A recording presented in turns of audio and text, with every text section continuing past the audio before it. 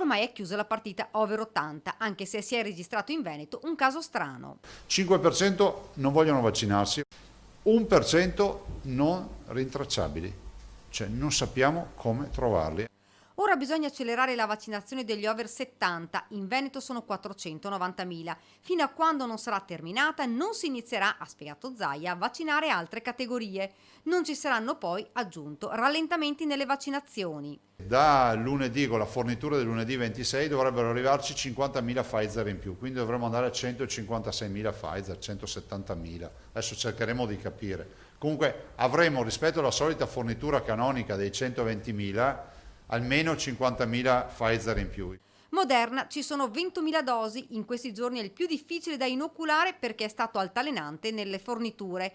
Il Veneto ieri sera ha raggiunto il record del 92,4% di dosi somministrate rispetto a quelle consegnate. Zaia ha poi parlato dei ristoratori e del fatto che molti non hanno la possibilità di avere un plateatico. Mi metto nei panni di una città storica come Venezia, dove i plateatici, gli scoperti sono, diciamo, molto limitati per molti ristoranti. Sulle proteste dei Novax a Conegliano il presidente è stato lapidario. La protesta è sacrosanta, è legittima ed è giusto che tutti possano esprimere le loro idee. Detto questo, dopo bisogna farlo nel rispetto delle regole, punto. La dottoressa Tacconelli ha presentato lo studio Mantico. Il Veneto è primo in Italia nel trattamento dei pazienti con le terapie monoclonali.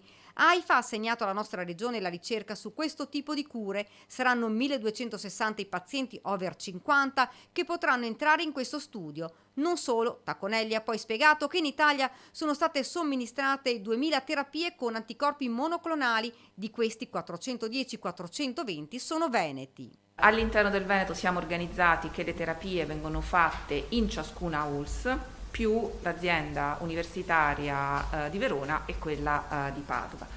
Verona di queste 420 dosi ne ha fatte 115. Questi pazienti seguiti nel tempo hanno più di 70 anni e con almeno una patologia severa concomitante. Il 27% secondo gli studi subiscono un ricovero e di questi il 25% muore. Invece di questi pazienti trattati con i monoclonali ce ne sono ricoverati 14 e non abbiamo avuto, ha detto, nessun decesso.